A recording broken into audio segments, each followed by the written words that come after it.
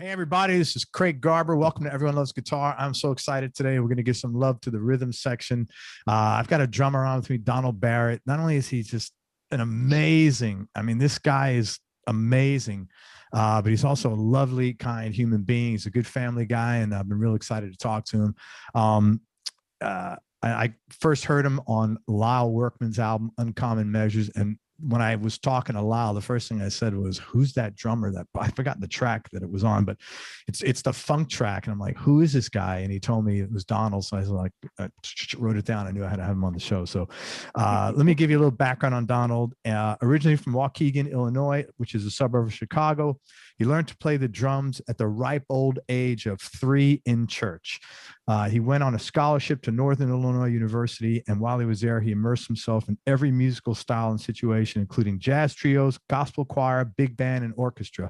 Moved to LA in 2003, and he's since become a first call drummer for touring and session work around and outside the U.S. Let me tell you right now, this guy's going to be back on the show in a few years. He's got Grammys.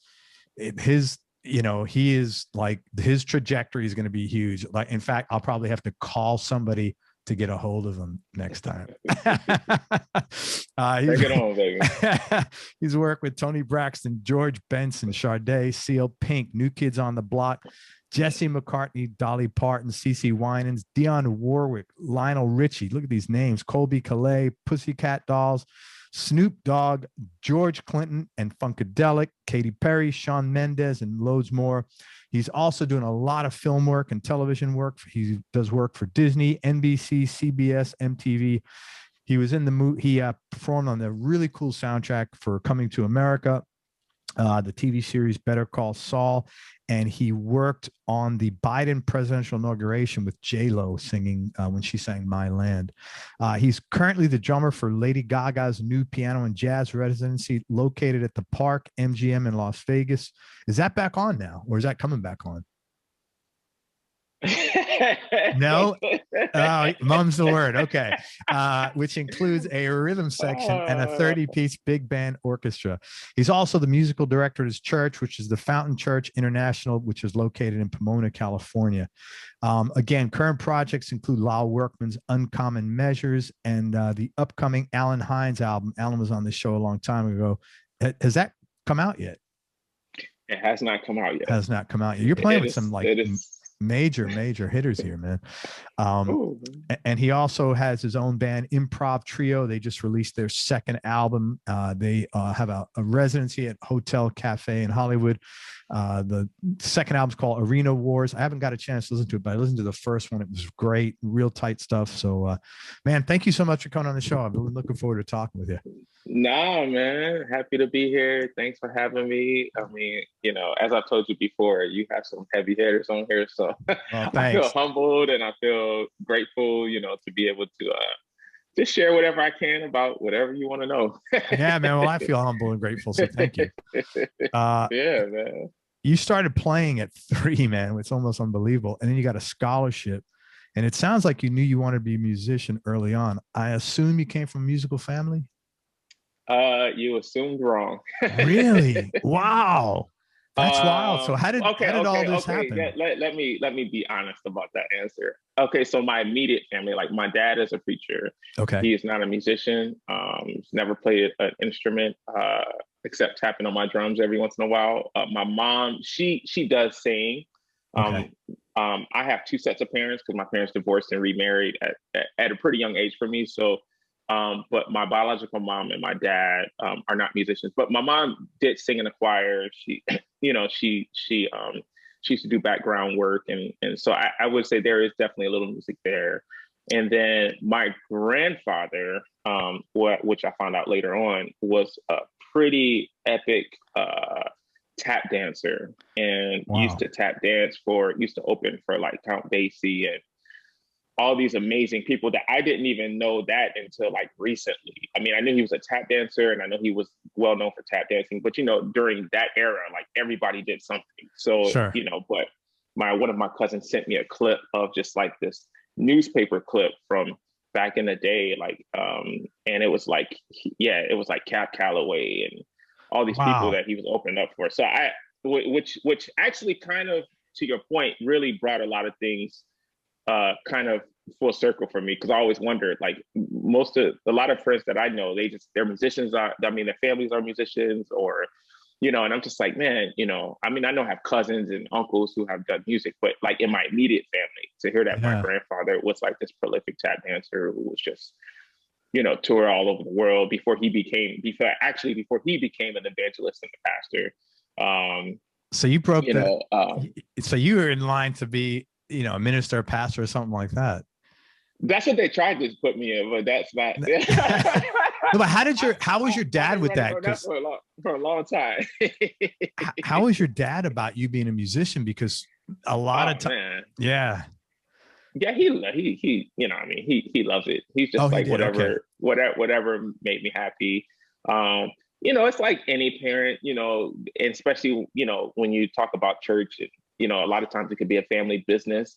Yeah. So a lot of times they look at you as a successor or whatever. But my father never put that weight on me. He just like, hey, whatever you feel fit to do, and as long as it's clean, right, and it's not bringing him in the family any shame. It's like if you're happy, go do it. So that's cool. Yeah. That's wild. But the reason I ask is because when you start that young, 3 is just like exceptionally young. That's why I'm like, wow, family, that's really cool. So how did you get into playing drums if you didn't really have like drums around you? Or well, music was always around. So because my family is in church, my family's family.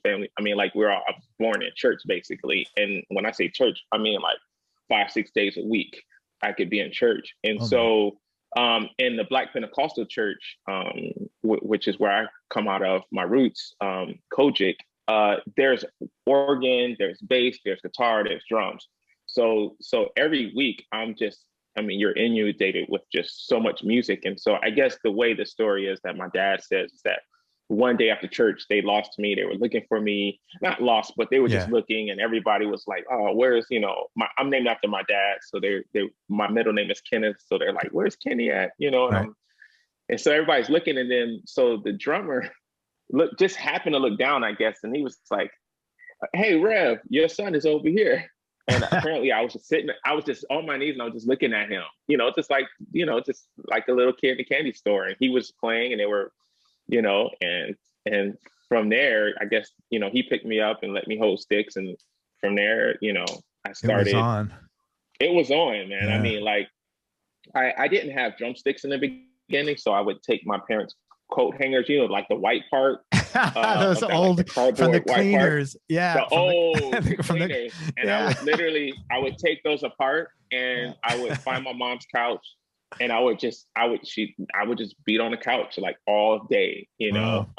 And then they started, there were pieces of drums that they weren't using at the church, and they would just bring like a foot pedal, like they give it to my dad. So I put the foot pedal against the couch, and I had, get the pillows, making my cymbals, and I just was full on until finally the church decided to donate their old kit to me, and that was like my first kit. But by that time I was already like 4 or 5 already. So, that's cool. How it started. Yeah. What were I've spoken to a lot of people, probably, at least 10%, maybe like 15 to 20% of musicians get their start in church, playing music in church. What were some of the important lessons that you got out of that experience? Oh, man, a lot of lessons. I mean, first of all, it's a spiritual experience.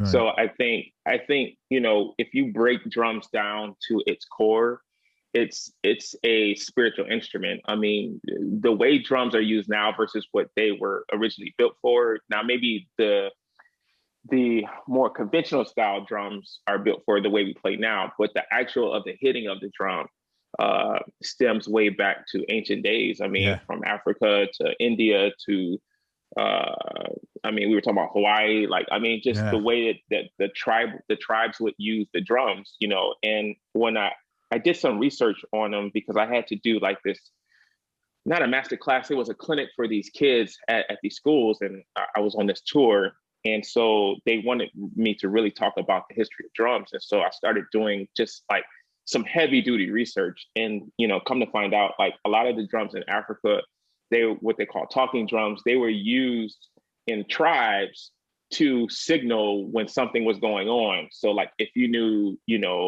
if you knew an invasion was coming, you would hit those drums to let the tribe, the closest tribe to you, know that, hey, this is going on. I mean, so when you break it down to that, to that place, it's like, then you take it to church, it's like, it just connects. It's, drums and music are just a way to connect to the spiritual realm and to the faith realm and to God, really.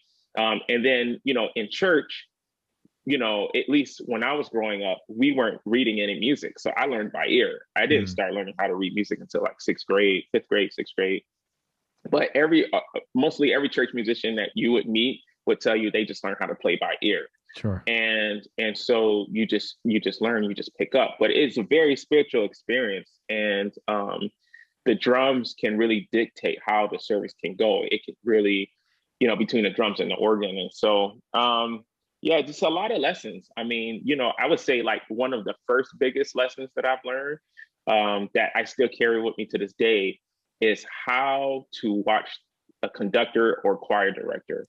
So, because back then, now they don't have as many choirs. Now it's more of like a worship group. But when I was growing up, you have 30, 40, 50,000 piece choirs, and you always had a director, and your job was not just to play the record. Your job was to watch the director, because the director could go anywhere at any point in time. And so when I started learning, classical music and getting into all of those things, it was like the conductor became the choir director. Yeah. So where kids in high school, they weren't paying attention to the baton and paying attention. They were so buried in their music. I kind of had a peripheral where I had the music, but I was really focused on where the feel of the conductor. And to this day, my Gaga show, I have to do that. I have to watch Michael Beard, and I know the record, I have the tempos, but he's connected to Gaga. So if she goes to a certain place, then, it's like, I have to follow that, so that is one of the biggest, I would say probably one of the biggest between watching a conductor and listening, because you're not reading, you have to listen. Your ears have to be big. Now, not every musician learns that particular trade, but I was very blessed to have mentors growing up in church, out of church, who just taught me how to have a big set of ears. Yeah. No matter what I'm doing, it's like, listen. No matter what you're playing, listen. So I'm always actively listening. Even to this day, it's like I try to make my ears bigger than my actual playing. So yeah. That's probably served you incredibly well also in session, like getting stuff done, and because you're paying attention, your awareness is so high. It's not like you got to do stuff over and over. Man, I mean, the reality is that you're there for a service. So it's like, what are you there for? Right. And for me, it's always about, what I'm there for, who I'm there for. And then also just a community. Like I love musicians who have a community mindset versus a me mindset. Yeah. Because you can get to so many magical places when everybody's listening, which is why I love my band Improv Trio, because it's just a band of listeners, and we go wherever we want to go, but we trust each other and we listen to each other. And there's no greater bandstand or studio session to be on. Even if you're figuring out the technical parts, it's like, just listen, That's why I love doing studio work, because I love going back in and I love listening. Yeah. I love listening to what the bass player is doing. And I love, okay, he did that, so I'm just going to adjust my pattern. Even though it still feels good, I think we'll get more air if I just like play less or approach this accent here or there. So anyway. That's a no, but what you just said, that's the vibe I got when I talked to you, because you're like so you came across very open. Like I can't even tell you why. It was just the vibe I got. And that's the way you just said it. That's exactly how you come across. And if you're coming across like that to me, you're coming across like that to everybody. And even more so musically, that is exactly, you just like very open, like, I can't explain it, but just keep doing it for whatever that's worth, man. Yeah. Cool, man. So how did you first get started in the music business, like post church, and like maybe what was your first break? Well, break. I don't know. My first gig, I was in high school. Where I was yeah, it was my first gig out of church. I was in high school and they had these I grew up, so I'm from Chicago. I grew up in Waukegan, Illinois. So for 2 years I went to this high school called Waukegan High School. And for at the end of every school year, they would have these big faculty, like, presentations and certificates and the whole deal for the faculty, shindig for the faculty. So normally what they do is they find out who are musicians in the faculty so they could be the faculty house band, basically play the dinner music and hang or whatever. So I guess for this particular year, the faculty drummer wasn't available or they didn't have one. I don't remember what the situation was, but I remember Terry Grossberg, who was the band director at the time, he came and asked me, hey, do you want to do a gig? And at that time, I didn't know what a gig was. I was like, well, what is a gig? And then he was like, oh, well, then he broke it down what it was. And then he was like, oh, you'll get paid too. And I was like, paid? I was like, it's like, yeah, you'll make like $75. I never made money in church. Like, I didn't get paid. They don't pay it. They didn't pay us in church. Sometimes they still don't pay in church, but they didn't pay. I just did it because I love being there. And so when he said that, I remember just going home like, Dad, I got this gig. And he was like, just like, wait a minute, where's this at? What club? Like, you not old enough. I was like, no, it's for the faculty thing. And then I explained it. He was like, oh, okay, cool. That was my first gig. And I'll never forget, like, the very first song that I played that was not a church song. I mean, like, in a gig setting was like Mr. Magic. And I'll never forget that. I'll never forget that night. And I'll never forget playing that song. It was like the very first song I played. And to this day, it's still like one of my favorite songs to listen to. That's so cool. But yeah, that was like the first gig. And then I would say, I went through the natural transition that a lot of musicians went through. The high school, you go to college, and then in college, I just did 2 years at Northern Illinois University. And so in those 2 years, because that was about an hour and a half outside of the city, guys would do pickup gigs in the city. So I would, go do a few gigs there, a few gigs here, a few gigs there. And what kind of music were you playing for most I was playing jazz for the most part, because those are like jazz gigs, like more like, like jazz stuff. I was a music major, but I minored in marketing, which I never got into because I never finished school. No, wow. No musicians. I mean, like, I'm not going to even tell you. I'm not even going to tell you a story behind that, because if I do, I already know when my wife sees it, she's going to laugh, because the reason wasn't so much what you think it is. It was because of something else. Oh, okay. and most guys are like allergic to marketing, like, because that's my background. I'll start talking to guys and like the eyes glaze over and they're like, like it's, oh man. It's now I wish I really got into that major, because it's like, now I see how useful marketing and economics and all that stuff is. But in terms of just, so I just went through the natural progression. And then, so my first break, and I don't know if you call this a break, but I guess it was the turning point of my career, is when I was at Northern, I was on a scholarship. I was on a half scholarship. And I remember I got pulled into the president's office of the music department, and he said, hey, we love having you here, and you're, great asset to our community. He says, but, this is your second year. We have more undergrads coming in. And so unfortunately, we're going to have to pull your scholarship, or however much they were giving me. So obviously it was a bummer. I called home. My parents couldn't afford even just to pay the tuition. Sure. So let alone. So, I'm trying to get financial aid. I'm trying to go through all of these hoops. But even that, I was kind of falling short in that, because I was using so much my first couple of years. So I remember I was crying. I was walking down the music. I've told this story before, but I was like in tears. And a buddy of mine, who's like one of my best friends now, he just stopped me and said, Donald, what's going on? And I was like, man, I don't think I'm coming back next year, and I don't know what I'm going to do, because imagine, like, in college, that's like a community, like that's your hang. That's like, I'm in the top jazz band there. Like, we're doing like these big shows with all these artists coming in and all this cool stuff. And it just feels so good when you're in school. And so it's like, if I'm not there, I don't know what I'm going to do. What are you going to do? Yeah. And so he was like, look, man, and he was so cool about it. He's like, look, man, stop crying. Go look on the bulletin board. They just posted some flyers for cruise ship show band job opportunities that you could do for the summer. Go make that money and save up your money for the summer and just come back, you know? So I was like, cool. So I wiped my tears and I went and I looked and I was like, wow, okay. So I grabbed the numbers and I called everybody and then nobody got back to me, but one cruise line did, and that was Carnival Cruise Lines. Down in Miami. Down in Miami. Yeah. And they were like, hey, you know, we hear you're interested. We're connected to our music department. So they connected me to the music department. And then the guy was really nice. He was just like, hey, so you play the drums? And I gave him my background. And he's like, okay. He was like, let's set up an audition for you. So the audition was really interesting because he was like, so I thought I was going to fly down there and audition. He's like, no. He's like, this was the age of fax machines. He was like, we're going to fax you over the music. It's like, do you have a fax machine? It's so funny like, saying fax machine now, right? Like who uses a fax machine now? God, it's so funny, isn't it? He's like, do you have a fax machine? He's like, I was like, yeah. So he's like, we're going to fax you the music.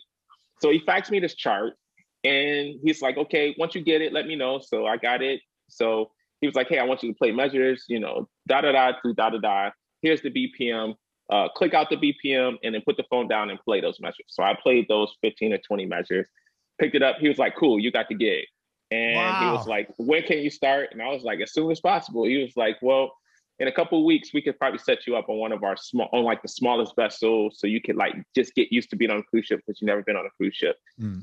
And I went out there and that was my first like gig. And that gig actually set me on a course to move to LA because on that gig after the rehearsal, the bass player is like, what are you doing on a cruise ship? And I was like, well, I'm trying to save money to go back to school because my college professor and Wynton Marsalis were really close. And Wynton was like, hey, we could bring Donald to New School as soon as he finishes undergrad. So like I had this whole plan going on that I was going to move to New York right after my undergrad. Yeah. And he was from LA, Denver originally, but he lived in LA. He was like, man, you play like in a show band, you have to play different styles of music. It's not just like one particular thing. We have pop music, big band, you have like waltzes, jazz, you have, you know, disco, dance music, all this kind of disco stuff. Yeah. You know, all that stuff. And so he's like, man, you're so well-rounded and you read. He's like, man, you would do really well out in LA. And I was just like, man, I have no desire to move to LA, but I'm going to New York though. He's like, nah, he's like, let me introduce you to a friend. He introduced me to a friend. Long story short, after a few years, I ended up moving to LA and that was like the beginning of that whole deal. So yeah, I mean, there's a lot of pieces in there, but in terms of just like, so to go back to your first question, yeah, the big break was like probably the cruise ship because that set me on course to do everything I was gonna do after that in terms of just my progression out to LA. But yeah. Okay, so let me ask you. No, man, that was a great story. Why are you apologizing? That was a great story, man. I had too many of them. That's the problem. That's awesome. You're a good guest. That's the preacher part. That's the preacher part of it. Great. I love it, man. This is great. It's never too long. It's only bad if it's boring, and it's not boring by a long shot. So you keep it going. But I wanted to ask you a question. Something positive came out of something that first appeared potentially negative. Mm-hmm. Right? You're getting kicked out of school. There's no more money. Turns out that event sets you up for your entire musical career, the start of your entire musical career. Right? Mm-hmm. Yeah. How do you, and it's tough, but how did that in any way give you a frame of reference so that when other negative or what appears to be negative stuff comes down the pipe, for you to sit back and say, well, I don't know yet. Let's see what happens. Instead of just like freaking out, like, holy, no, this is. Yeah. Yeah. I would say it definitely was the beginning of what I call my faith journey. Right. Because, well, for me, just, I'm not a religious person, but I am a Christian and I'm a man of faith. Mm-hmm. And I believe that if you put it in God's hands, it's all going to work out. Mm-hmm. And I mean, you still got to do the work, but then there's a part, you know, it's almost like planting. It's almost like planting a seed, right? It's like you do the work, but then you don't have any more control after that. So either you're not responsible for the results. Yeah, either that's seeded. So for me, it's like, I've just learned how. Now it's taken a long time, but just it's definitely that was like the beginning of my faith journey. Like, okay, no matter how bad it gets, it's like it's gonna work out. Yeah. And so even situations, I mean, like what we're going through now in this country with COVID and everything, and I had people calling me and freaking out, like, "Hey, man, you need to set up your mobile, studio so people can just like sing your tracks, and you got to keep making, you got to keep things going, And I appreciated the advice, but up to COVID, I hadn't spent much time with my family. Yeah, let alone talking about setting up a mobile recording studio. Yeah, and so I just took, like, just for example, I took COVID. I felt like God was telling me like to slow down and just spend a lot of time with my kids and my family. Right. And so instead of running around like a chicken with my head cut off, trying to set up a recording home studio thing, which I could have, but I just felt like I need to slow down because I won't get this time back. Yeah. And I approached it that way. And while, I didn't make all the money that I made in 2019, I made up all the time that I could possibly make up with my kids. And that meant more to me than just trying to, because money will always be there, but your time with your kids and your family will not. And so, so all that is definitely, I would say that was the beginning of like my faith journey. And so like when gigs get slow, when calls are slow, when things happen and or gigs fall through, I've had major tours. Hey, we're going to do this, we're going to do that. And they give you the confirmation. So you drop other stuff and then come to find out, hey, that ain't happening anymore. And you just drop X, Y, and Z. And now you're just sitting out there like, okay. But then God just always finds a way to just show you how amazing he is by just dropping something else on you. And you're like, wow, like I never saw that coming. And even though I was heartbroken and I was pissed off and I wanted to kill somebody, they didn't live up to their word. Like things still worked out, So I would say that was. Yeah. That's cool, man. That's a good lesson to learn. I didn't learn that till much later, like in the last few years only. But I figured you having the background, the faith-based background, that you would learn that the dime would drop for you much earlier. And it takes a lot of pressure off when you like, I mean, for me anyway, it's like when something goes wrong, I'm able to say now, well, that just means I need to do another adventure. And instead of like, freaking, like you said, freaking out. And I can't tell you how many musicians I've spoken to that said the same thing. I really loved COVID. I got to spend so much time with my family. Yeah. Being still in the middle of the storm is probably one of the most wisest things you could ever do.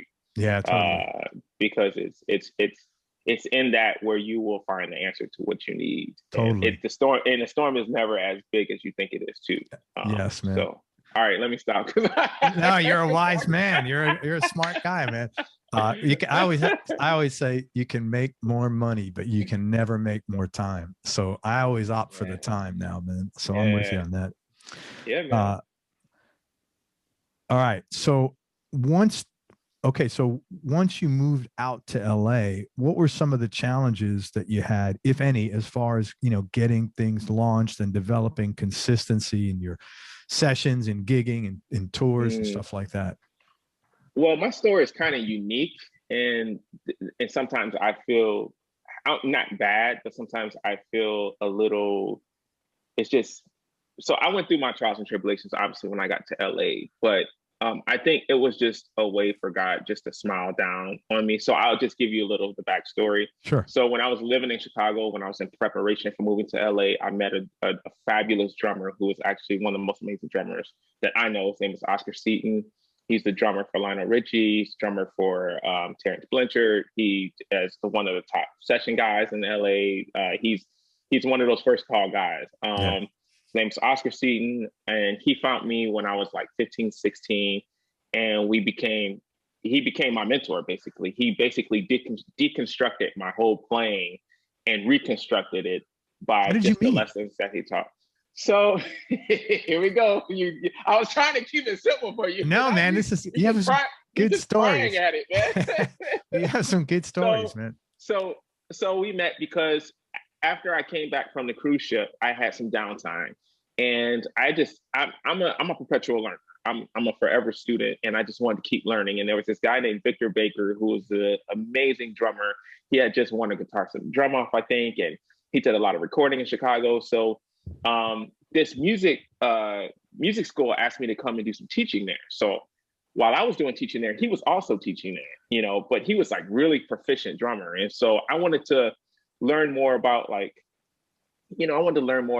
his, how he approaches drumming and everything. So he was like, cool, man, we'll just come by my room and then let's sit down and play some drums. And so we started playing, and then he was giving me some tips, and he's like, well, check this out. So I would play that back, and then we just sat and played double drums. And then he just kind of stopped like in 20 minutes in, and he was like, Donald, he was like, I want to be honest with you. He was like, you know, you're a really great drummer and you have the potential to be even greater. I think you need to be with somebody who's out there doing. I'm here, I'm in the city, you know, I'm playing at churches, I'm doing my thing, but you need a professional. You need somebody who's out there on the touring market, the session market. You need somebody to help guide you. So he's like, I have just a person for you. So he turned you on to Oscar. So he turned me on to Oscar. So now the deal with Oscar, and anybody who's ever dealt with Oscar or knows Oscar, he is not the easiest person to get in touch with.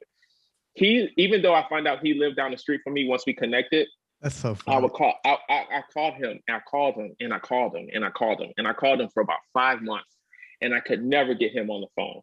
Come to find out, he was on tour with George Benson, was on tour with George Benson, and he had just got home. And so I had his number by my phone, and I was like, okay, this is the last time I'm going to call him. And if he doesn't answer, it's like 5 months in, I was like, I'm throwing his number away, because obviously he doesn't want to be found. Right. So, you know, I call him, he picks up the phone, and he's like, hello. And I'm like, hey, I'm like, this is Donald. I got your number from from Victor. And he's like, oh yeah, Vic, that's my guy, man. That's my guy. I was like, yeah. So he was like, I really need to get with you. And I gave him my background information. And then if anybody knows Oscar, once you get in touch with him, he's like the coolest guy ever. Like you're in the circle. You know, you're in there. so he was like, where do you live? And then he's like, I live right down the street, man. He's like, man, come on down, man. Come on down. In Chicago. I literally put the phone down, and I went over to his house, and he lived like one city over. At that time I was older, so I had moved to the south suburbs of Chicago. So I was living in Dalton. He was living in Calumet City. So I literally just like drove right over. I mean, it was like a 3-minute drive, like right over the bridge to his place. And so when I got there, I just heard all these loud drums. And so he was up there practicing. He just happened to take a lunch break so if he didn't take that coffee or lunch break, I wouldn't have got him, and I threw his number away. So it's like amazing how God works. But so he's like practicing, and he knew I was coming. So he was kind of watching out, and he could see outside of his window. And so he saw me pull up, and he got, came down, opened the door. And I didn't really know much about him. I knew he had played on like a new Yolanda Adams record, which was mind blowing the way he played it at his age. And so, so we went upstairs, and he was like, oh, before I came, he was like, hey man, do you have anything with your playing on it? So because my dad was a pastor, I used to videotape. So the days of YouTube and all that stuff, man, it's like, I was doing that stuff like when I was 13, 14, 15. Like I would take those big old heavy camcorders and I would set it right next to the drums. And I don't know how I did this, but somehow I rigged the sound that whatever recording I was playing to, you could hear it through the mics, what I was playing. Oh, that's cool. So through the PA. So I had like a whole setup. So if YouTube would have been out back then, man, I would have been a YouTube star. You'd have been an influencer by now. Back then, I was playing way too many drums. I was playing too many drums, too many licks, too many everything. So I was like, I got this videotape, so I bring it by. So I brought it by, and because I heard him practicing, I could just hear how solid he was. And I've heard so much about him, like before, other than Yolanda, I heard a lot about him. I just didn't know much about him.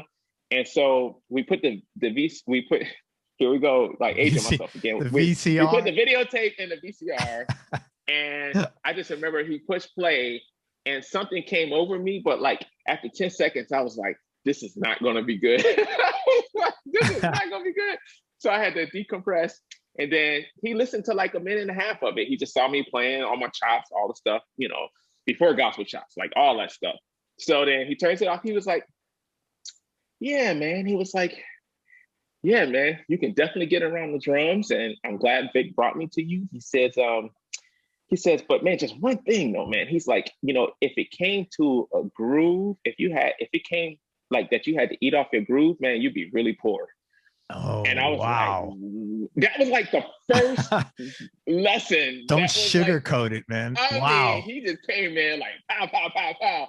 He was like, yeah, if it came to groove, he was like, man, you know, he's like, you can out chop Ricky Lawson, man, but if it came to groove, bro, you would be poor if you had to eat off of that. And I'll never forget that day. And from that day forward, he said, so this is what I want you to do. He was like, I want you to start coming over here and we'll work it out with my schedule. He says, but when you go back home, I want you to take all your drums down. Cause man, I had like 12 cymbals and like 6 times. Like, I mean, it was just insane, man.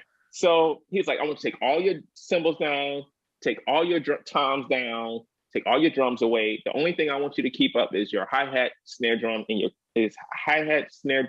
kick drum. That's it. Right. Everything else, just put it to the side. And for 3 months, I just want you to practice. He gave me like a couple BPM markings. I want you to practice to this. And then he gave me a couple records. He was like, see this song, see this song, see this song, see this drummer, hear this drummer, check this out, practice to it. What were some of the records you gave? 3 months. Man, the first one was Babyface Live. Okay. I think it was 96. I think it was a VH1 special, and Ricky Lawson was playing drums, and it was all of Babyface's hits, and it is phenomenal. It is still one of my favorite records to this day. It is my kind of blue to pop music. It is nice. It's that essential, and Ricky's playing in it. It's just magical. It's tasteful. It's groovy, and so he had me just listen to that. Like, I listened to that record ad nauseum. I practiced it to it ad nauseum. I used to practice to like Sade records. I used to practice to like just a lot of different things. And so when he gave me the specific songs and the specific BPM markings to work on, he said, I don't want you to play anything else. I just want you to groove. Even if the drummer goes to a fill, I just want you to groove. And imagine yourself on stage playing with these people, playing in these grooves, listen to the bass player. Like, and then that's when my ears started to like really open up. And I don't remember what the original question was, but that's how we hooked up.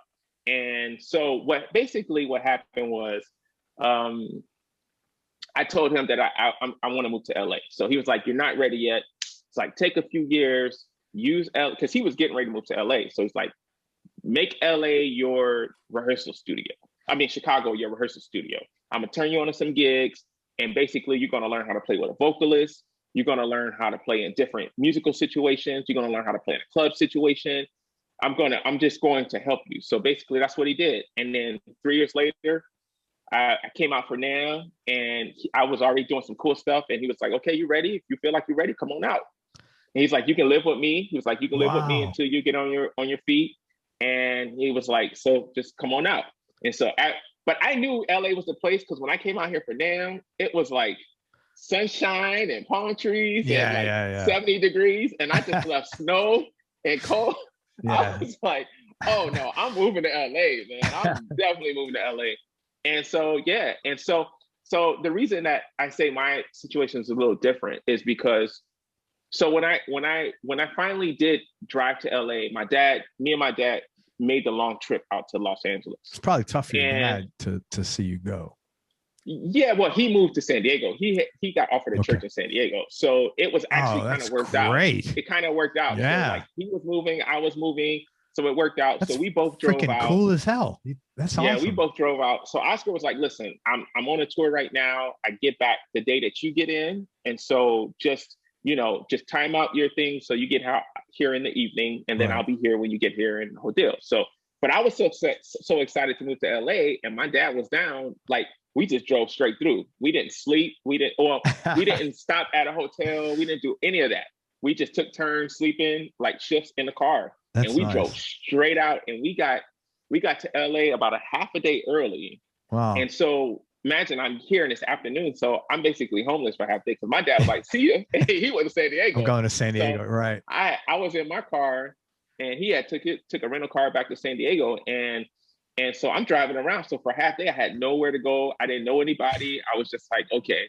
So what I did was I went to Subway, and I sat down and I prayed. And I just like, God, okay, I know there's a reason I'm here, and I want to really excel out here.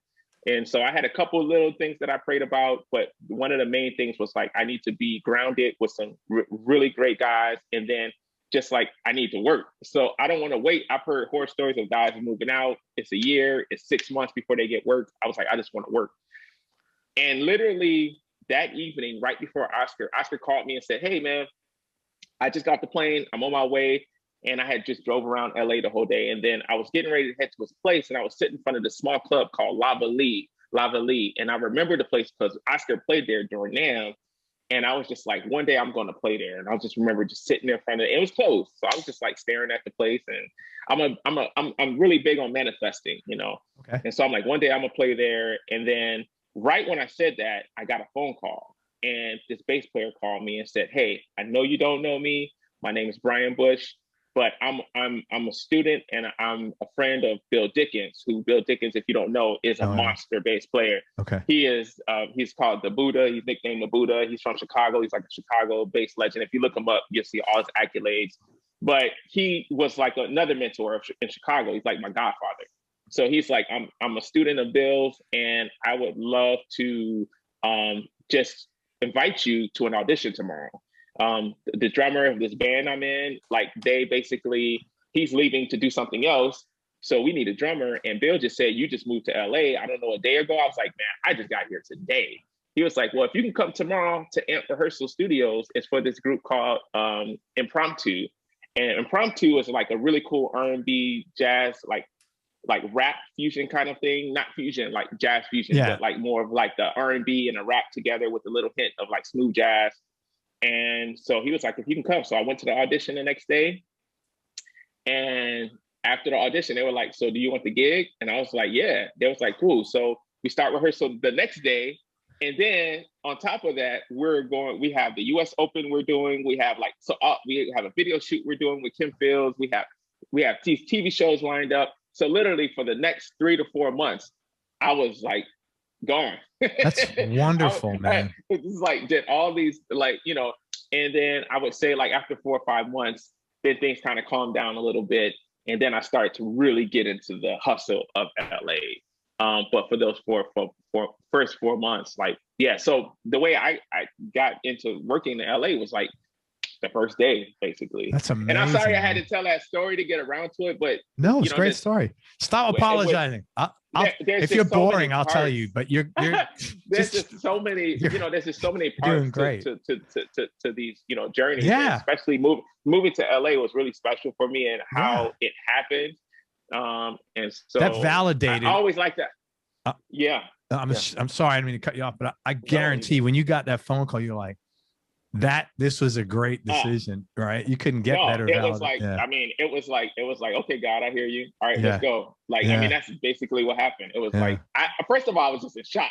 I was like, wait a minute, this is insane. Imagine just jumping in a situation and it's new and you've never done it. And then all of a sudden you're just like, boom, boom, boom, you're moving. So you don't even have time. I didn't even have time to really grasp the fact that I moved to LA because we were just traveling and, and just doing so much stuff. So, but yeah, that was like kind of the journey to LA. couple of questions. Ricky Lawson from the Yellow Jackets, correct?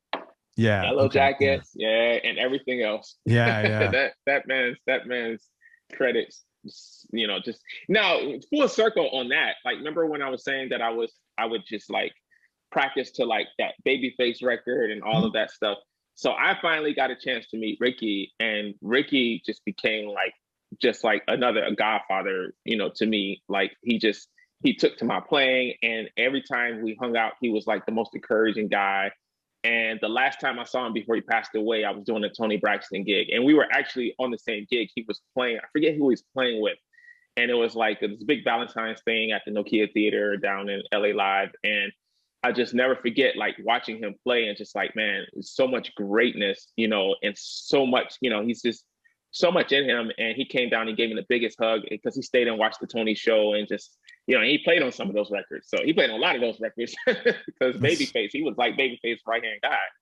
So he just came down and encouraged me. And then shortly after that, I found out that he had passed. And it was just that was tough. But it was like, man, I'm so thankful for those opportunities to have those full circle moments, in those situations. And, yeah. couple of questions.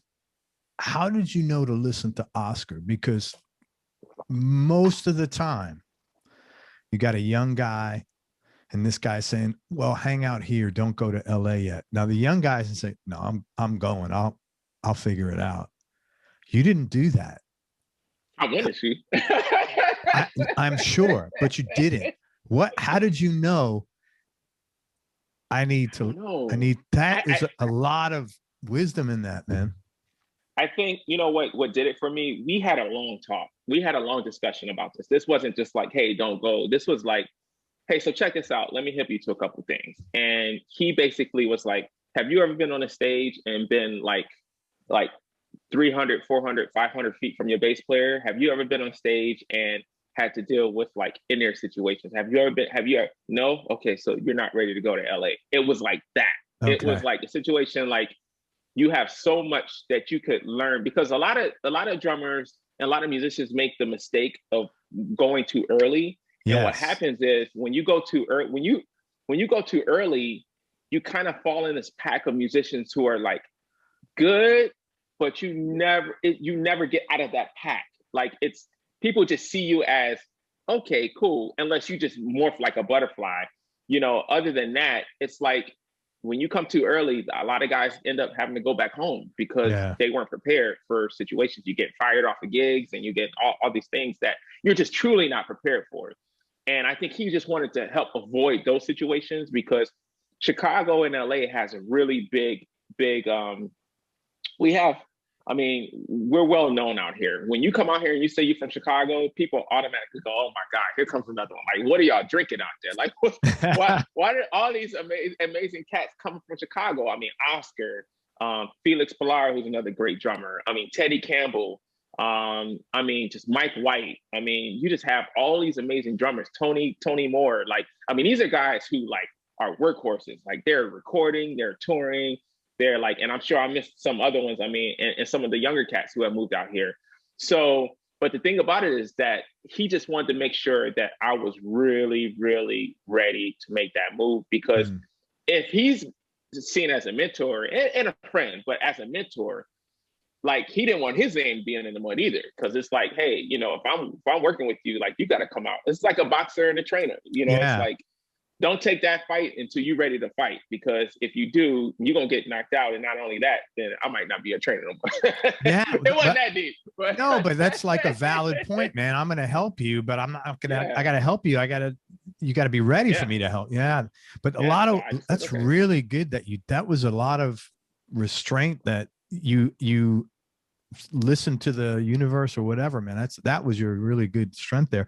The other question is, why do you think you attracted so many cool people that wanted to mentor you and work with you? Ooh, not trying to put you on the spot, like, oh, you know, well, I'm so great. I'll tell you this.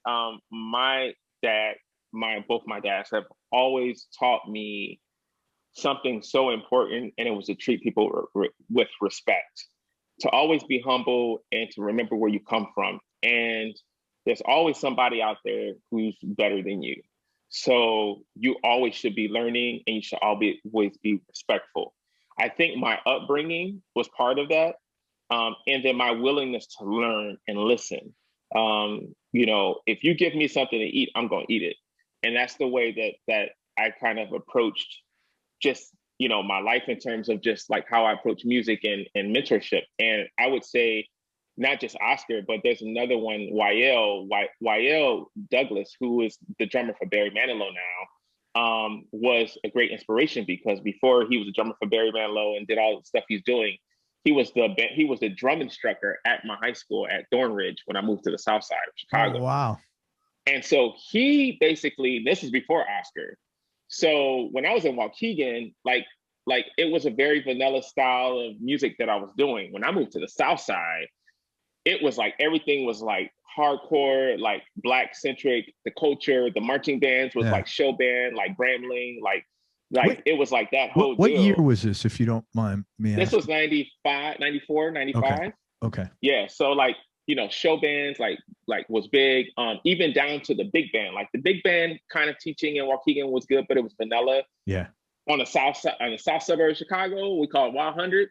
They were like like Mr. Eames, who was my band director, like he was heavy on like Count Basie and Duke Ellington, and not just heavy on playing their music, on actually learning how to swing in that pocket like that. The swing was deep. And so in terms of just like mentorship, like YL, you know, he basically, you know, I had just moved to, you know, Dalton in the south suburbs, and I went and met him, and he's like, hey man, love your playing. Like, let's, basically, you know, I want to help get your playing to the next level.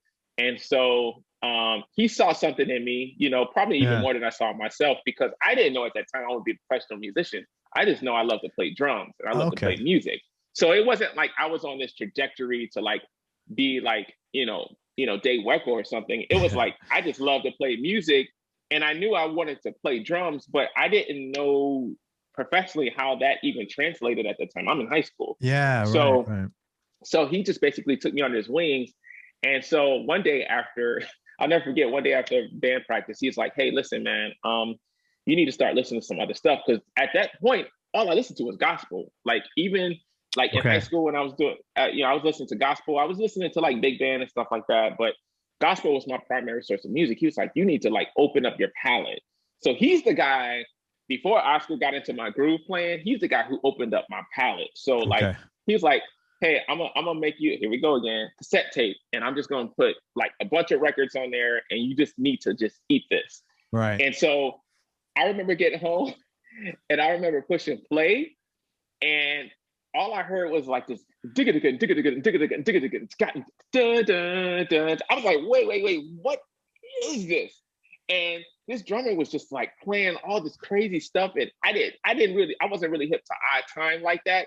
I'm just hearing all this odd time stuff, and this drummer is just like, and just like, but it was so effortless and so fluid. I'm just like, I'm bugging out. And then the next record, I hear like this. Was that like Billy Cobham or something? Who? Nah. So the next day, I went to rehearsal, and I was like, yo, who are these? Because he didn't tell me. I was like, who are these drummers on these records? He was like, well, the first record you heard. Now this is why I call this child abuse for musicians. He's like, well, the first record you heard was Alan Holdsworth's Secrets, and that was Vinnie Colaiuta. And I was like, who is that? I was like, this is insane. Like, who is that? He was like, and the second record you heard was Yellow Jackets, and that's Will Kennedy. Yeah. So he was like, do you see what I'm saying? I was like, yeah. I was like, give me more. Yeah, okay. I was like, give me more of that. Right, and so he took me on, and so, you know, and then Bill Dickens, and then Oscar and Vic, and I'm sure some other ones that Tim Gann, and some other ones that were really great. Tony Taylor, who's another Chicago like legendary drummer.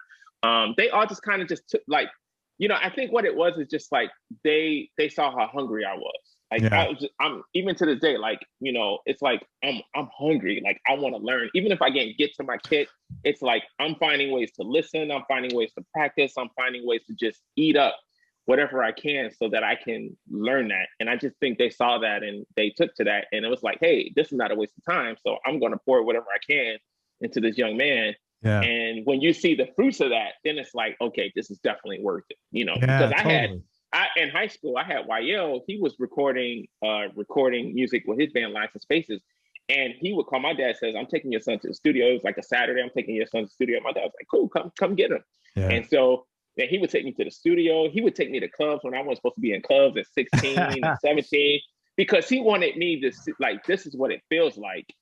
And so it was like really cool. And so I didn't really understand the professional side of it until I met Oscar.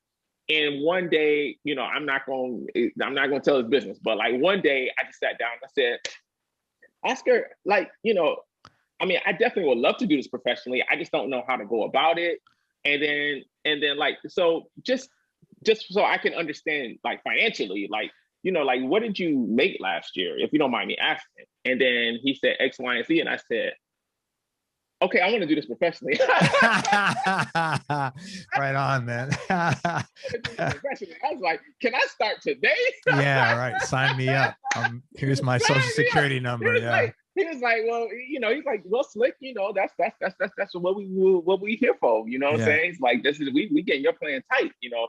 That's cool. So yeah, and just a beautiful journey, man. I'm so grateful for everyone who's like just helped me, and been a part of like my growth process, and even you know, to tell me when I didn't have it together, you know, because a lot of times with mentors, it's like, you know, you need people who are going to give you the real deal, you know. That's a friend. That's a friend. You know, yeah. And I still get those calls. I still get those calls today. You know, Bill still calls me like, you know, I'll just hear like, hey, this is great, but keep your eyes on the prize because this is what you need to be focused on. Right. And it's beautiful. And I still receive it. It's great. Yeah. That's nice. Thank you for sharing that. That was very cool. Yeah. I want to talk about some of the people you've worked with. If you could tell me how you wound up connecting with them, and then if you have a funny or cool story about your experience. It's like, don't tell any more stories. No, like 2-liners. Dude, great. Oh, this is great. Snoop Dogg. I gotta believe you're gonna have some story if you were in the studio with him. Man, no. So not studio. So Snoop Dogg is recent. That was 2 years ago, 2019, actually. I actually was doing a what did they call it? Grammy Salute to Legends. Okay. And the Funkadelic, that's how I got to play with George Clinton because they were being saluted. And so I played in the house band with Greg Phillingaines, legendary keyboardist. And basically they were part of the lineup. And so there was that, and then there was another function that I did actually earlier that year, 2019, where Snoop Dogg. It was a tribute to Lionel Richie. Okay. And so Snoop Dogg was a part of that too. How did Snoop Dogg get in a tribute to Lionel Richie? P-Funk, I kind of get, but because he's Snoop Dogg, man.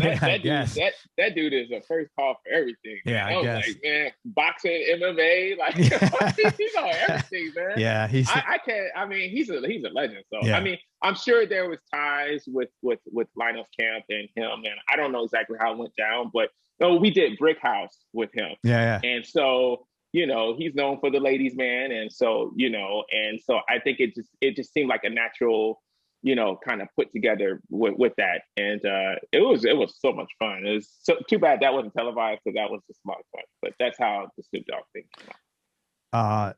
George Benson, yeah. So Benson was kind of I don't want to say natural progression, but because Oscar was a mentor and because, you know, when I moved to LA, obviously I'm hanging with Oscar all the time. So after obviously I get done with my first tour, like I'm doing all the sessions, I'm taking the drums around. Like I really just took a humbled approach and just like wherever he was, like I wanted to be, whoever he was playing with, I wanted to meet. And that's how he liked it too, you know? And so I would go set up his drums. And so one day he was doing this gig at Lava Lee, the place I was telling you about earlier. Yeah, that you wanted to with play. David Garfield, who's legendary keyboardist, and who like I was kind of starstruck. I'm not gonna lie, because right before I moved to LA, I saw that I think it was Modern Drummer Festival that Vinny did, and he hadn't played out in a while, like not like this. And it's kind of like a big, I guess, like coming home for him or whatever. But he had the Charisma Band. So it was like him, it was like David Garfield. I can't remember. I don't know if it was Neil Steubenhouse on bass. So it was that whole Charisma Band. And so that's the first time I saw David Garfield was on that video, that Modern Drummer video. So I was like, man, so finally see him in person. It's like, you know, it's like, hey, I just moved to LA, but still, I'm still starstruck when I meet people. I don't care if you're a celebrity or a musician. So I'm like, yeah, it's David Garfield. So they played the gig and then he introduced me to David, and that was like when I first moved here. And then somehow we ended up having a rehearsal space together because him and Oscar and David are really good friends. So we all had a rehearsal space together. So it was me, Oscar, and David Garfield, another drummer. And we shared, Mike Shapiro, I think it was. And we all just shared a rehearsal space for like 5 years. And so every once in a while, I run into him at the rehearsal space and he'll always ask me about what I was doing and the whole deal. And then finally he called me for just a gig around town, and I played that gig and he liked it.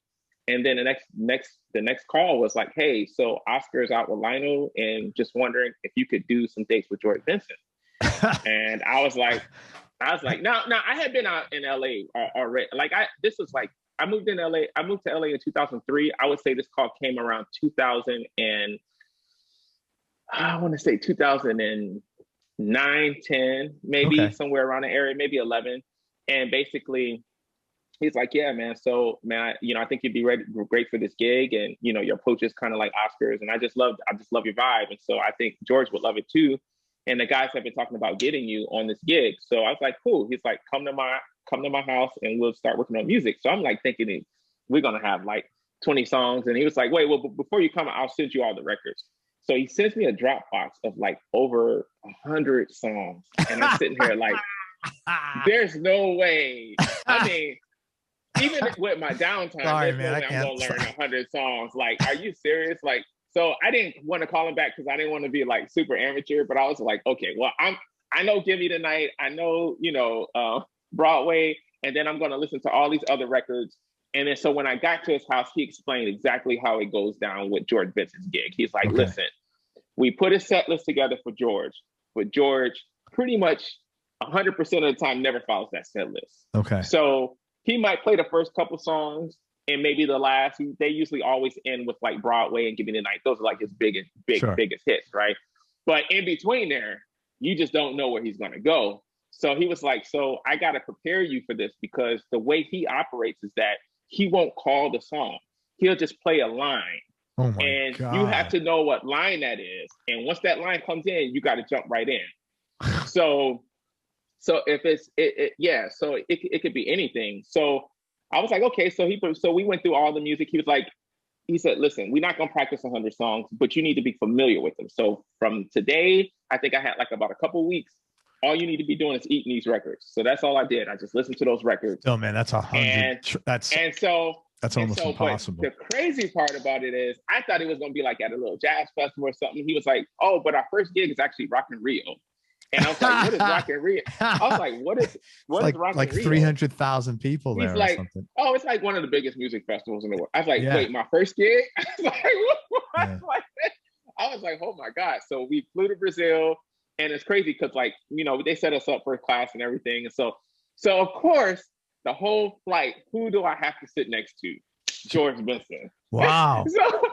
so me and George is like that old school cat. He's like, yo, what's up, young blood? How you doing, man? You ready for the gig, young blood? He's like, yeah, man. I was like, yeah, I'm ready. He's like, yeah. He's like, yeah, man, I've been hearing about you, man. I'm excited that you're going to be on here. And then it was just he's just like cool. Such an old school cat, Yeah. So we got to rehearsal. To make a long story short, we rehearsed for like 45 minutes, and then the power went out because it was so hot. After an hour, they decided because it was too hot in this rehearsal space that we're just not going to rehearse anymore. So George just turned to me and said, oh, you got it, young blood. You'll be fine. And I mean, it's so old school, man. It's like, it reminds me of like Count Basie and all like, and so I'm just like, I'm paranoid. Like, yeah. I'm like, okay, I don't know what we're doing. We only rehearsed like 5 songs. And he's just like, you got it, young blood. So George, so David was like really great about it. He's like, man, you're gonna be fine. And Stanley Banks, his bass player, he's like, Donald, you're gonna be fine, man. He's like, you can groove. He's like, you're gonna be fine. Okay. We'll help you. We'll guide you through the way. So yeah, the first show was Rock in Rio, and I'll never forget walking out on that stage, and it was like over 200,000 people plus like however many watching, and it was just like, wow. But by the time you hit the stage, you don't have time to really think about it. As soon as it's like running a race. As soon as that gun goes off, like you're in it. And sure enough, he played. He stuck for Rock in Rio. He stuck close to the set list, but then he played a couple of lines. I was like, and then David was like, okay. He just feed me whatever I need to know. Oh, he had in-ears and chorus is coming up. Okay. In-ears, like, okay, chorus is coming up. Okay, bridge is coming up. He didn't feed me too much, but he gave me just enough, to get in the pocket for that song. And then most of the songs that he does, you've heard before. So it's not like records that are like B-side records. And even the B-side records you've heard before. So like as a kid, I grew up, my dad used to play smooth jazz radio all the time, other than church music. So I've heard all these songs before. And so I was like, okay, yeah, I remember that one. And we got charts, but you really didn't have time to look at the charts because he went so fast to these songs. So, but that was how I got with George. And then I worked with George on and off, I would say for a couple of years, maybe a year and a half. And then I had another gig that was kind of more priority, that took priority. And so I couldn't stay with the camp, but, still good friends with Dave and everybody, and yeah. So that's a cool story, man. Man, too many stories. No, tell me about. It's No, not that's a good good. idea to interview me. These are good, man. Your viewers are probably like, man, dude. This is No, they're insane." great stories, man. You know what? Because let me tell you what makes it great. Your enthusiasm for this makes it great. You know, you're not just like, yeah, well, you know, we went on Rock and Rio. Back in 1989. No, but you're like, man, we went on Rock and, you know, there's energy. People, Yeah, I mean, yeah, man, your man. energy is like, people like energy. You know, it's Hey, like, man. it's energy like attracts, man. You know that. You Yeah, know, it's man. like, Beautiful. Yeah. yeah, that's what it's all about. Awesome. Tell me about Lyle. How'd you get? Because this is a funny story. Because I know a little bit. Wow. So Uncommon Measures. Yes. Man, I should Uncommon pull Measures. up the track. Do you know the name of the Yeah. track? What's the name of the track? Yeah. So you got if it's the funky track you're referring to, you're referring to Unsung Hero. That's the one you play. That, I mean, your drumming was just Imaginary. I played 5 and 6. it was phenomenal. It was honestly, you, man. I as soon as I heard it, I'm like, that was the first question not on our interview, obviously, but that was the first question I asked him before we started talking. I'm like, who's this? I mean, you get paid for your groove now. I know that because that thing, I mean, that was all groove. It was so groove. It was like so tight, so awesome, so funky, man. All right, I'll shut up. I don't want to sound like I'm a fan. No, man. But it was grateful. It was great. I mean, it was just wonderful. So tell the story about Lyle. This is a cool story. Wow, man. So Lyle, I mean, it was kind of a situation where, like most situations, where I get a phone call and it's like, hey, I got this situation that, you know, I think you'd be great for. And I think that came from, I think that might have came from Tim LaFave, or somehow because it's a while ago. So I just remember we got connected somehow. Everything comes from Tim LaFave. I've spoken to Tim, he's great.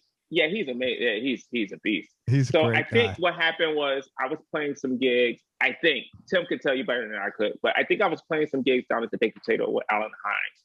And I remember when Tim moved out here, Tim will always come, and he's always hanging out, sweetheart, and awesome guy. So I think from what I know of the situation, like he told, like Lyle was looking for a particular type of drummer, and I guess he mentioned my name to Lyle. And then somehow we got connected. So, you know, the emails and the whole deal, whatever. And so, we got connected. And then Lyle was just like, hey, I'm doing this project. But he didn't say record because from what I understood, he was like heavy into composing and TV. So I thought it was going to be like some compositions for like film or TV or whatever. So, or some cues or whatever. So I'm like, just ready. So he's like, yeah. So, he was like, so yeah, I'm gonna send you their really easy tracks. I'm just gonna send you the demo, and then we're gonna pick a day, and we're gonna go to the studio, and we're gonna record them. So it's like really kind of like a typical day for me in terms of just like the call. So I was like, cool. So had my Carters, they dropped off my kit and everything, and I showed up, and he was just the coolest dude. And that, you know, he's just like, hey, let's listen. You know, once we got sounds, he's like, let's listen to the records. And so I remember sitting there as we were recording, listening to some of the playbacks. I was like, so is this for like film or TV? He was like, man, you know what? I don't even know what I'm gonna do with this stuff yet. He's like, I just like kind of getting back to writing music, and I may throw it in the film, or I may throw it in TV. I don't know. Because Unsung Hero sounds like a 70s chaser track. It sounds exactly like that. That sounds like a cue for a 70s, like straight, like chasing, like totally in that vibe. And because I do TV and film now, it's like things like that. I'm like, okay, yeah, you would definitely throw that in this. And so I'm like, cool. So I was like, just let me know if it ends up on one. Because like when you walk in his studio, you see all the movies he's done. Like, I mean, it's just insane. It's like all the like, come on, man. Like all the movies you grew up just like really enjoying, especially as a Superbad and like Superbad, just best soundtrack fun, ever. Like, yeah, super fun, you know, movies and stuff like that with amazing composition. So I was like, okay, so maybe it ends up on a movie or something like that. So we did it, and then that was it. And that was me and Tim. It was just me and Tim LaFave recorded together to his demo. So like horns were still demo, like the guitar solo was still demo. Like it did not sound what it sounded like on the record. So basically, when we got to the solo section, he was like, "Well, there'll be a solo here." So when me and me and Tim were approaching it, it was like, okay, well, I just got to keep in mind that there is someone soloing and they're probably going to have an apex at some point and they're going to get to the climax. So I just want to build with them. And then, you know, the take it home part is like, man, I just go to church there because it just had that vibe and it was just repetitive and it just, so that was the hang. And so after we got done, that was the end of it. You know, I was like, hey, if you get anything else, man, please feel free to call me. And, you know, I never heard from him anymore. And then I would say maybe 6 months after that session, he sent me and Tim an email. He says, hey, man, I still got these 2 tracks we just did. I haven't found a home for him yet. Or maybe he knew and he just didn't want to tell us. But he's like, but I haven't forgotten about these. So just letting y'all know, blah, blah, blah. And so I'm like, cool, whatever. You know, it's like, okay, whenever, just let us know. So then what was this? This was last year, at the end of last year. It's like, I want to say around November, December, my band, Improv Trio, was doing a photo shoot. So in walks my bass player. No, actually, we were doing a gig at Hotel Cafe. And my bass player walks in and he's like, hey, man, he just kind of looked at me for a minute. I was like, hey, what's up? Everything cool? He's like, how come you didn't tell me you're on this record coming out with all these heavy hitters? Like, I was like, what are you talking about? And I'm just thinking maybe it's like a project I did that I just totally forgot about, which it was. Yeah. And he was like, yeah, man. He was like, I was just at a friend's house and he played me through the phone, or he was with Lyle, or somehow he heard like these tracks that I played on, or at least one of them. And then he heard some of the other tracks. And he was like, yo, this record is crazy. I was like, what are you talking about? It's like, who's the artist? Like, he was like, man, his name is like Lyle something. And I was like, Lyle? I was like, Lyle Workman? He was like, yeah. I was like, yeah, I think I remember that dude. I think I remember doing a session for him. And he was like, yo, bro. I was like, are you sure? It's like, I'm on it? He's like, dude, this record's coming out. He's like, Vinny's on it, Abe's on it. He's like, Tim LaFay. Maybe it was Tim. Tim might have did this because him and Tim are close. So it might have been Tim LaFay that did this. Yeah. So he's like, Tim is on it. He's like, yo, this record, he's like, he's got like this Abbey Road string set. I'm like, what is this?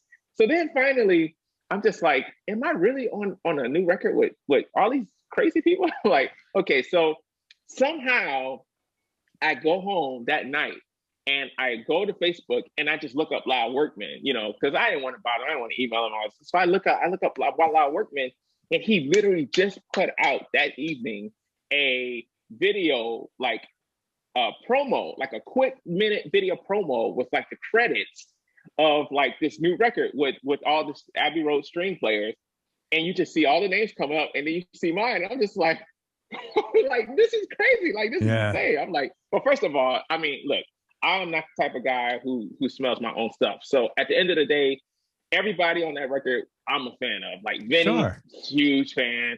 Abe, huge fan. Matt, huge fan.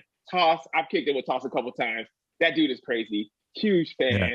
So it's like, to see my name come up on it, I was like, yo, this is crazy. So I'm like researching. Of course, I can't find like, so then I go through my emails, like way back, I mean, I think we did this and like, I think that session had to been like, okay, I've got to look, but I want to say that session was like 2014 maybe.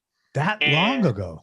Yeah, at least 14, 15, maybe wow. 16. It's no older than 16 for sure. Because I think I remember going back to my emails. So I go and then I remember he sent us like of us playing on the demo, like the tracks, you know, the recording that we did, the rough board mix. And I'm like, are these the records that we're doing? I'm like, I know they don't sound like this. So then I think 2 days later, he puts out like a package of like on his website that had the previews to the song. So then I'm scrolling down and I'm like, I don't remember that song. I don't remember. So I was like, wait a minute, I kind of remember this song right here. But I was listening to the play and I'm like, man, this sounds really good. Right, I go to the next song, I think Unsung Hero, and I was like, wait a minute, this song, okay, that's definitely me, because I know those phrases, and some of these are like part of like my like book of phrases, and I'm like, okay, I'm like, this is insane. So like, you know, I don't know if I hit him up or something like that, but I was just like, hey man, I heard you doing this record, and I was just hitting him up on social media. And he's like, yeah, man, it's coming out, man. It was like we did the record all along. I was like, man, I didn't even know you were doing the record. But anyways, that's how these things happen. So so the record came out, man, and when that record dropped, man, it was like a bomb went off. It was like, yo, it was like, man, I got so many text messages and calls and just like, yeah, like people were just like, man, like we knew Vinny, we knew Abe was gonna do it, but it's just like, man, like, you know, because I had never recorded, like all the records I'd done up to that point were pop records, like pop records, R&B records, jazz records. I had never done any like stretch out, just play, just like 70s funk. This is Donald Barrett. Yeah, I had never been in that, had that platform to like be in that situation. So it was like people were just like wow, like I didn't know, like just didn't know, and it was like cool. I was like cool. I'm just happy to have done it, you know. So, but yeah, that's pretty much the Lyle situation. Another good story. I hope that record gets a Grammy, man. He deserves it. I hope so too. You know, I mean, that record is at the top of my playlist. Just, I mean, the records I played on were nice, but I mean, just listening to like, you know, what Vinny did on that first cut, and just like the way Abe approached it. Like, I'm a student, so like I really listen intently on, like, you know, I'm big in studying myself now, but I'm really still serious about like listening to cats, and like even if they're not like my favorite drummers or favorite musicians, like, man, how did they approach that and why did they do that? And like I'm really meticulous about that. And so but I hope so too, because that record is insane. The string arrangements, man, oh my God, like, dude, it's great, you know. So yeah, but very cool. Workman. Give me your top knee-jerk reaction, top 3 musical experiences. For me? Yeah. Sade. Sade was definitely number one, and probably will always be, just because I used to practice to her record ad nauseum when I was like 15 and 16 years old. The Best of Sade, Best of Sade, I think it's called The Best of Sade. And when I had that setup that I told you Oscar told me to set up with just a kick, snare, and hi-hat, because her music is so pocket centric and it doesn't really move, and the fills, whatever fills are in there, are so tasteful and so not invasive. I literally ate, slept, and like bled that record for her. I mean, that record, yeah, I just literally, I played that until I couldn't play it anymore.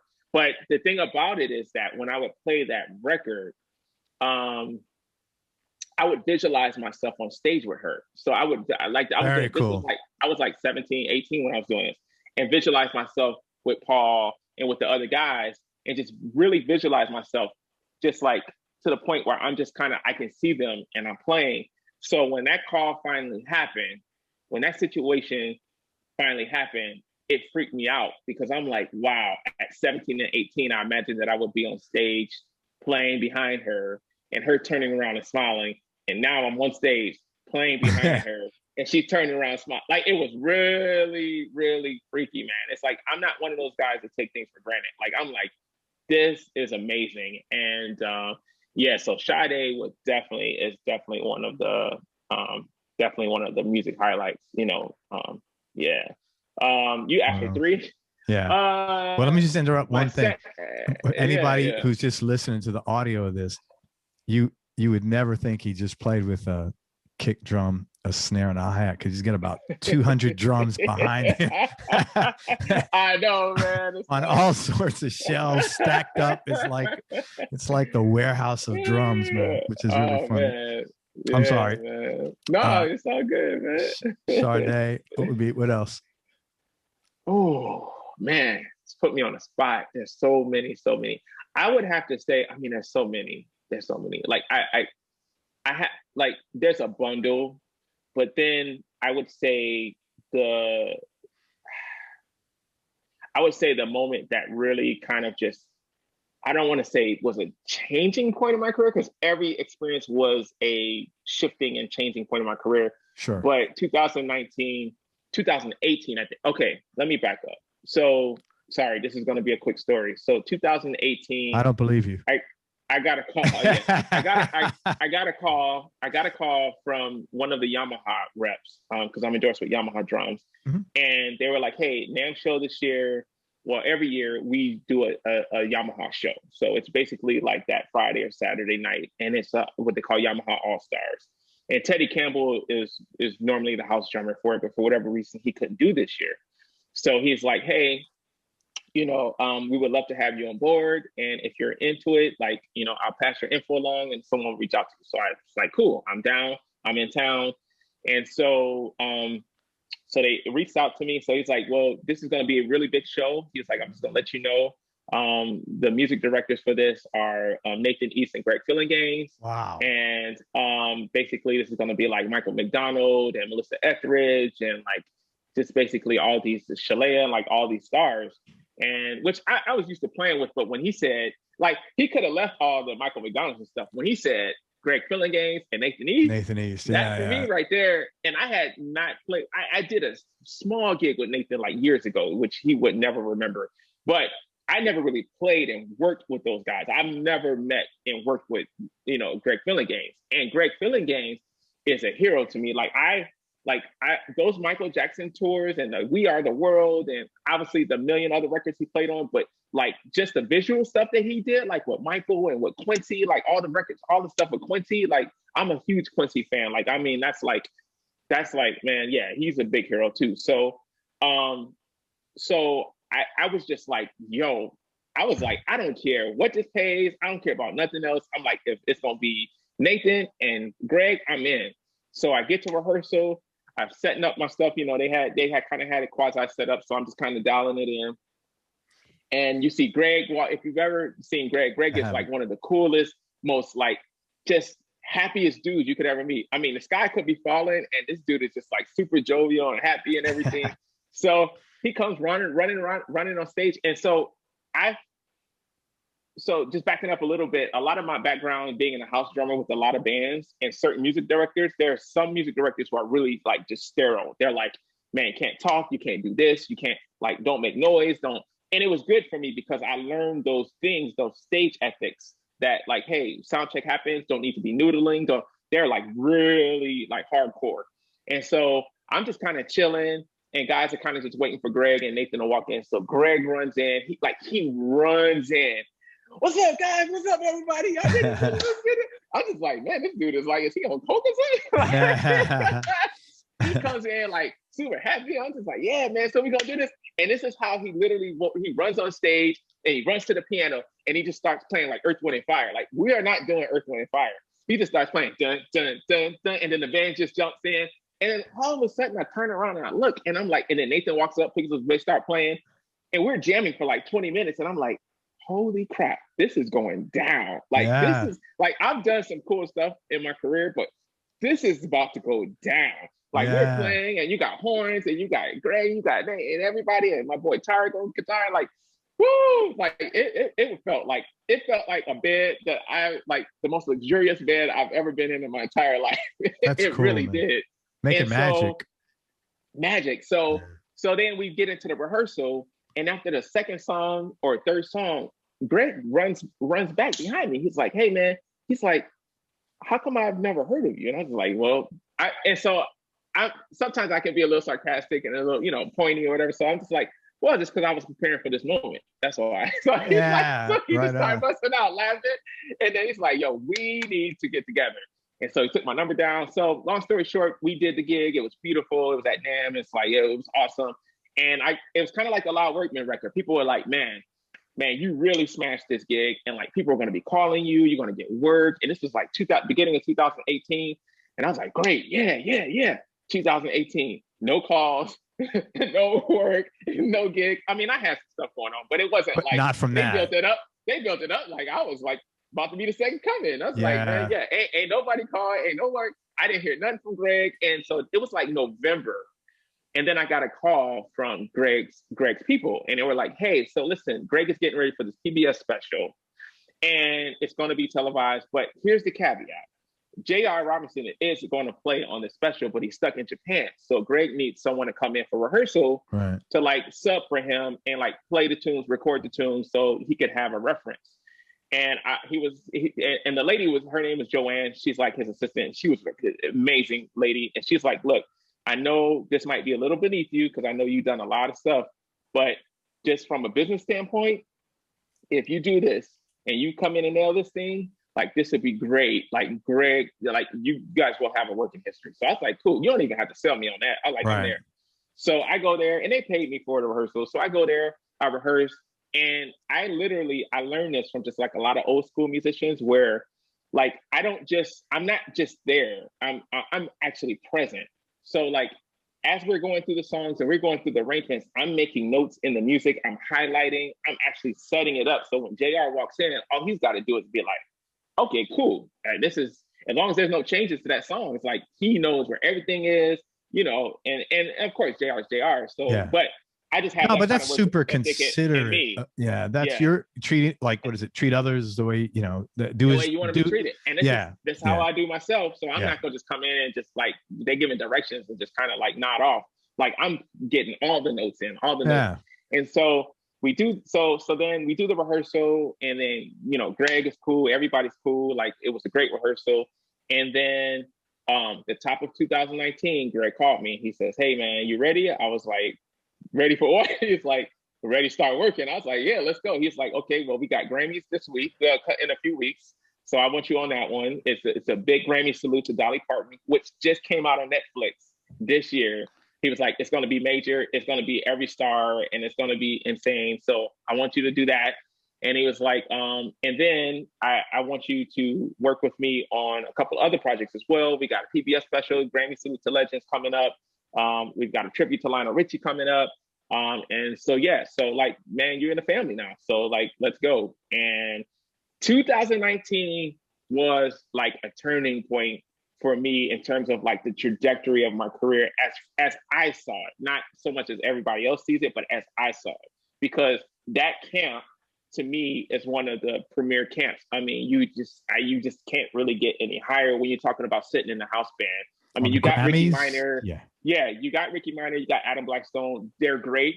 But I mean, Greg Phillingaines, that's a whole nother, you're talking about so much history. And then he was like, so then after we did what we did, I was out on tour with Alan Hines. We were in Jakarta for the Java Jazz Festival. Right. I get a call from Joanne. She's like, you ready? I was like, oh, okay, what's coming out? She was like, so Quincy Jones is teaming up with this movie director, and they're doing a 2-week-long stint in New York at the Shed. It's a brand new. They're basically going to be a part of the unveiling of this new performance arts center called the Shed, and it's going to be about a month and a half of work. We're going to rehearse in LA for a couple of weeks, then you're going to go live in New York for 3.5 weeks, and it's a Quincy Jones production, and do you want to do it? I was like, yeah. I didn't even call my wife. Twist my arm. Yeah. I'm in. And so from there, I lived in New York for 3.5 weeks. And I mean, we just did a lot of stuff. 2019 was just insane. And I hung out with Quincy for an hour and just got a chance to hang out with like, what I call him my mentor. Like I got a chance to just hang out with him and just chat with him like one-on-one time, like nobody else in it, just us. Like, I mean, there was I would have to say, okay, working with Greg Phillingaines, number 2, meeting Quincy Jones, number 3. Actually, I should put Quincy at number 1, but because it's just the way that, you know, Sade is just that it. And then, the Greg and the Quincy, that's all just compiled into it's just epic, just epic. That's awesome, and then when 2020 happened, it just was like, what just happened? Like the plane was taken off. You finally got the wheels off the ground, and now it's like, man, so crazy. And then I had Gaga. I mean, it was so much stuff going on, man. It was like, wow, I just never experienced that level of work and that level of just really cool situations to be a part of. So yeah, I mean, man, you've been in LA now 18 years though, man. It's not like this didn't happen overnight. It happened over time. And you know, you've paid your 18 years of like paying your dues, you know, that's and being humble and just assimilating and trying to be better. Man, it's time. Yeah. I'm happy for you. Real happy. Thank you. You're the MD at your church, the Fountain Church International. What does that involve? And what do you like most about that? So basically it just involves being a musical director. Like I pretty much, I've been a musical director before, but not for a church. I was Colbie Caillat's music director for probably, I would say, better part of a year when the contractor kind of tapped me to be her musical director. And so I had experience of working with an artist and a band and dealing with management and that whole deal. But like ministry is a whole different side when you're dealing in the church world. And so like I'm not just like over the band. It's like I'm over the worship team as well. We have like a 9-piece worship team, and our band is like a 4-piece band. And so my job is to basically make sure that the ship is running. And we have a keyboardist who kind of gets the worship team prepared, teaches them the parts, gets their voices ready for whatever we're doing that following week. And then what I do is I kind of oversee all of that. So I pick the song. I work with the pastor to make sure the songs, are the right songs, that they're in the right space that we need right now for the ministry. And then I work closely with JT, who's the keyboardist who preps the worship team. And then, arrange rehearsals, arrange band rehearsals. Obviously, we just coming out of COVID. So we were doing a lot of live streaming. And now coming out of live streaming, we decided to go in full broadcast mode, like television cameras and jibs flying everywhere. And so it's a full-on production now. And so like I have a lot more on my plate than I used to. So before I could just get them prepared. But now it's like we have mixes to mix now, because we record every service. So now I'm dealing with Gingy, who's our service producer. She basically is like calls all the shots for the camera. So I have to make sure that like music is like ready for her, and that we're talking and we're getting ideas for our staging. We have a new stage, lights, all that stuff. I mean, it's like a full-on touring production pretty much. So that's pretty much what that entails. And then playing drums, last on that situation, because it's like I have so many other things that I'm kind of working around. But then playing drums and just enjoying the service and just like enjoying worshiping. And it's a beautiful thing. It's an awesome church. It's like my pastor is amazing. He's one of my best friends. And I met him when I first moved to LA, and his dad was a pastor, and then he took over, and now he's the pastor. And it's just to see the way the ministry has taken off. It's been amazing. And I met my wife through him, and did you they really used to work together? Yeah, they used to work together for Countrywide. So now you're locked into that gig forever now, man. You can't get out. Oh man, they're blood. I mean, they're blood. I've been going there for 18 years. They're blood. It's family. It's family, man. I mean, I'm not done. As long as I'm living in LA, there will be nowhere else I'll be going. But so that's pretty much that situation. Low points. Donald, tell me some of the low points or dark periods you've had to deal with in life. Oh yeah, dark points. Yeah. Well, I tell you about the darkest point. Yeah. Darkest point is when I got fired from Seal. That was the lowest point. Like I got the Seal gig in 2006, so it's like after Abe, after he had already did Kiss from a Rose and all that. And basically what happened was he was turning his band over and getting some younger guys in the industry. Younger guys means they're probably paying less money. Yeah, right. I didn't want to say anything. It's like younger guys. Oh, we need younger guys. That means the cash flow is tight. So we need younger guys. Yeah, younger guys. Nah, but I mean, he's amazing. But so, I mean, again, it's 2006. I had been in LA for 3 years. Imagine just great gig. Prepping to do this type of work. Like I had been working so hard to get to this place. But when I got the gig, everything was cool in the beginning. It's just like, I think it was too much for me. I just don't think I was mature enough to handle all the situations in terms of like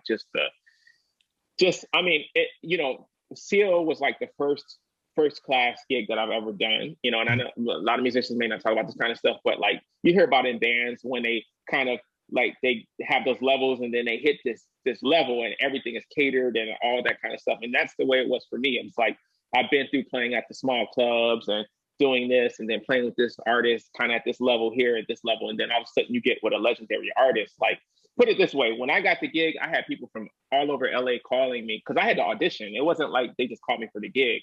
It was like I auditioned.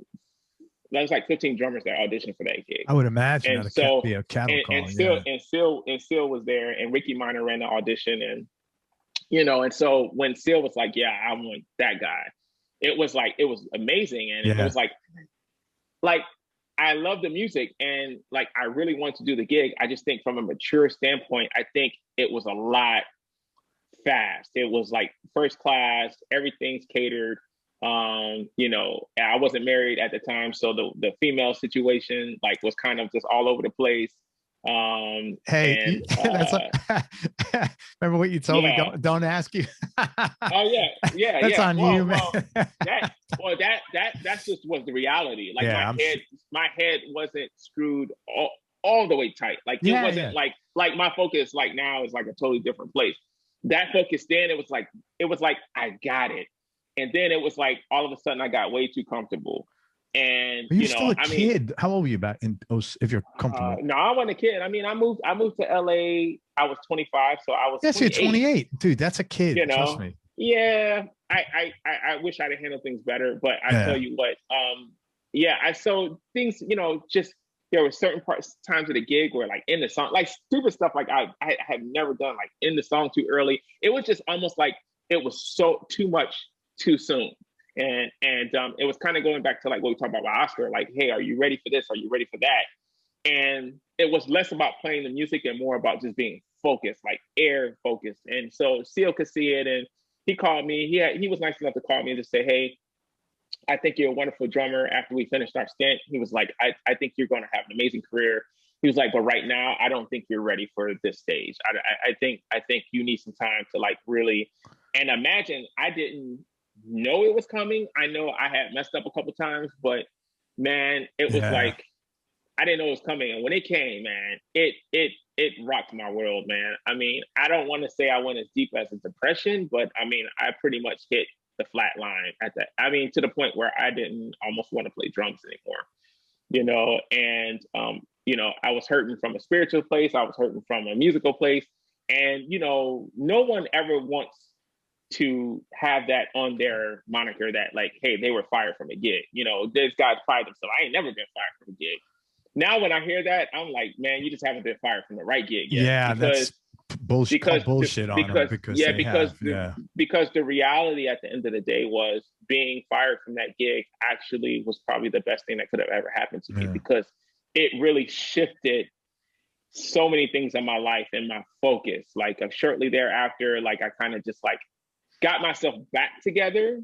And after I had some tough talks from some guys out here, like gangster OG musicians, like who like took me aside and like, don't you ever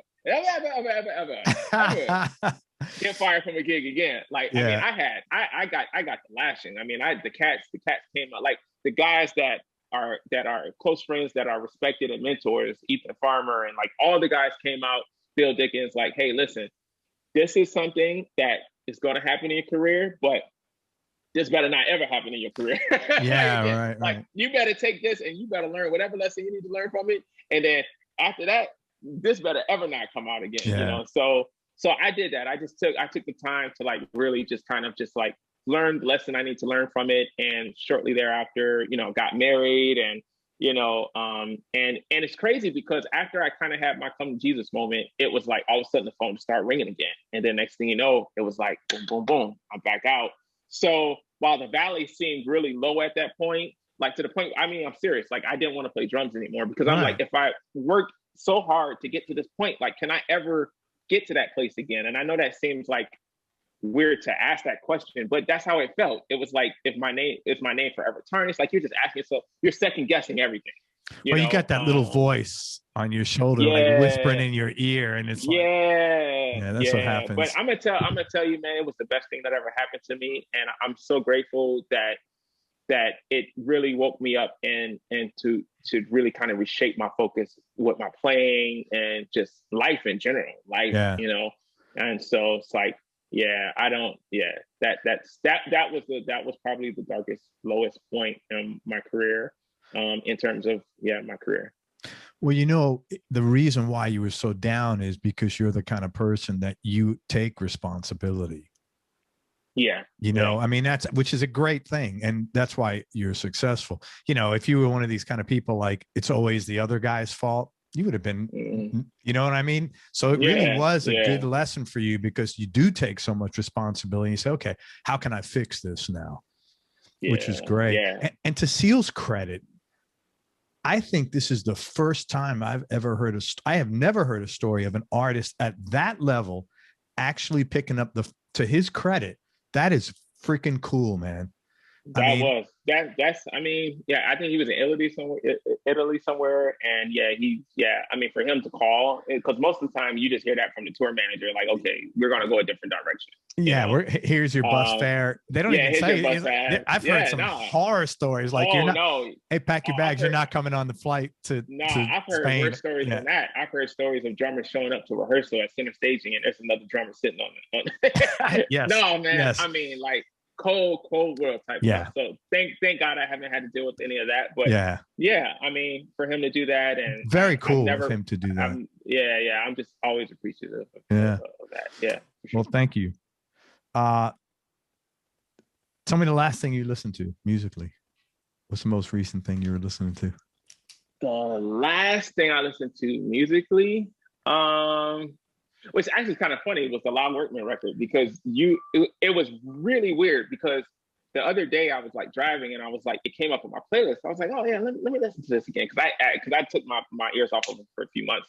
And as I was listening to it, I think I had just finished one of the songs, and then you hit me up on a text like, hey man, I know we've been trying to get together for a while, but I just want to make sure we still good. I'm like, that's funny. That's freaky, man. That's freaky, man. Man. I'm like, that's crazy, man. That's cool. I got to tell you though, that happens to me a lot. It really does. You know, with respect to this show in particular, it's always like, I don't know. It's just been a weird thing with this show. That happens a lot. Or like I just got referred to a guy, and then today I'm listening to someone else, and he was the guy I originally was the founder of this band. I'm like, holy smoke. So it happens a lot. I would say what's your top 3 Desert Island discs? Top 3 what? Desert Island discs, like, you know. Oh, like if I was stuck on an island. Yeah, like just record. right, just for right now, because I know that's so Kind of Blue, Babyface Unplugged, the VH1, and the last one,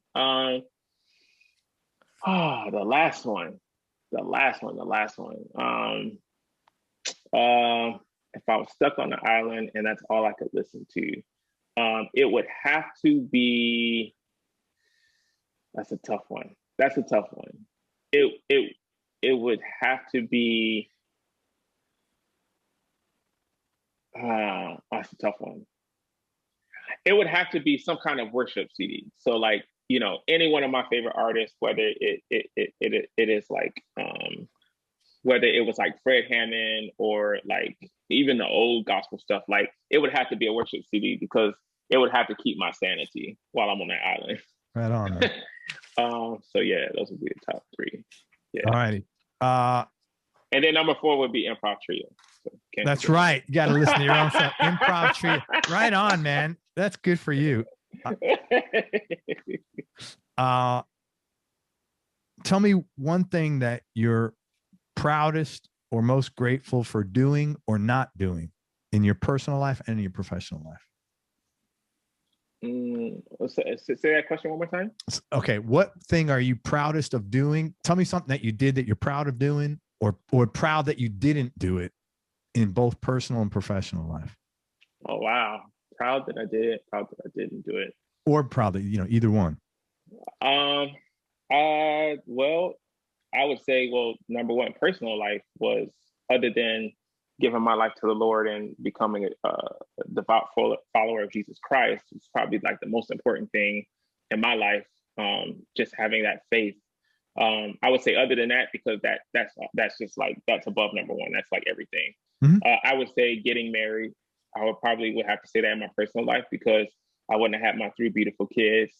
And I could have been, I might have been a rock star, drummer, you know, bachelor or whatever. But every time I look at like my kids, I'm just like, I'm so grateful that, you know, and my wife, I'm just like, I'm so grateful that I made this decision, because I really needed to have some foundation, because this industry is very, very, very, it's a tricky road to navigate. And if you don't have some kind of foundation, whether it be spiritual or personal, you can be bled to dry out here. It's a cold world, you know. And so I would say that, you know, and in terms of like not doing, I don't know. I would have to say, I don't know if I could really say not doing, anything that I turn down or don't do. It's always for a great reason. And most of the time it's for time. So I can have time.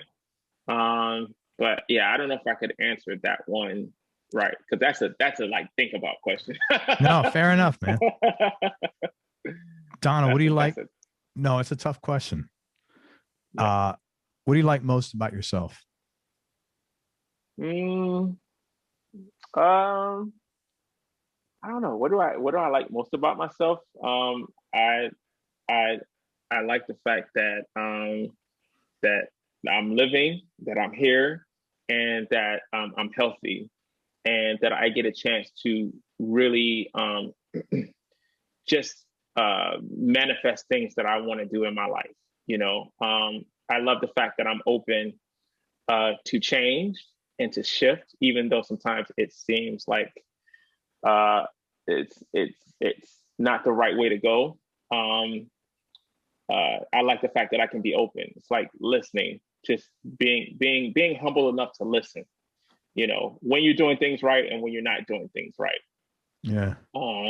Just based off of just what I've seen with some musicians, it's just like the worst thing you could be as a non-listening musician on and off the stage. And I'm just grateful that I just thank God for the parents and the parental guidance to really ground me so that I could have the character that's needed to succeed in this business in terms of just being able to survive this business. And I like my personality too. I love to have fun, and I love to be around people who love to have fun and be happy. I'm not a dark energy type person. I don't like those kind of people around me because it just sucks up too much. You're exhausted when they leave. Yeah, man. you're tired, and you're just, and then you find yourself having the same challenges because that rubs off on you. And so, so I love to stay positive. Yeah. I love to stay positive about everything, no matter what it is. Yeah. Most important thing your dad taught you? Most important thing he taught me. There's a lot of things. Yeah, you had great parents for sure, man. Just keep God first. I mean, I can't go back there enough. Like, keep God first, keep faith important in my life, and be on time. be on time. Don't waste time. Time waits for no one. Be on time. When I was a kid, youngster, I used to just like try to sleep in all day. It's like, man, get your butt up, find something to do, whether it's play drums all day, whatever it is, but you got to do something. And so that kind of, installing that whole work ethic and the fear of God and the love of God and just, it's definitely the most amazing thing. And then I would say, to that point, one of the biggest lessons was a job half done is the job not done at all. Yeah. If you're going to do it, do it. If you're not, just say you're not going to do it. It's all right. So. How about your mom? Most important thing your mom taught you? Most thing my mom taught me, just treat others with respect, and to, keep my head on my shoulders and stay humble and stay family oriented. Just really no matter what you're doing on the business side, it's like, it's always family first. She's always been like that. And that's the biggest lesson I learned from her, just like praying for us and just like really, just being kind of like an armor bearer for us.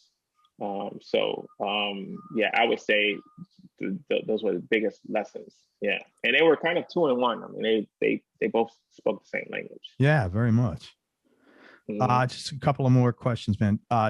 Toughest decision you had to make? Toughest decision. I've had a couple of tough ones. I would say turning down George Benson was a tough one. I don't really talk about that much, but when I actually got a call to be his permanent drummer, as they were shifting things around, and at the time I had just got called to be the music director for Colbie Caillat too, and they're opposite ends of the spectrum. Oh, yeah. I mean, George Benson's a rock star in his world, and Colbie is a rock star in her world. In the singer songwriter market, like that's her. She's it. And so, but I had to have to weigh those things was really tough, and really kind of like, man, which direction should I go? And I chose Colbie, and that was definitely, it was a beautiful thing, but it was definitely a tough decision to have to do. And then he wasn't all young blood. Yeah. You got this after you made that decision, was he? No.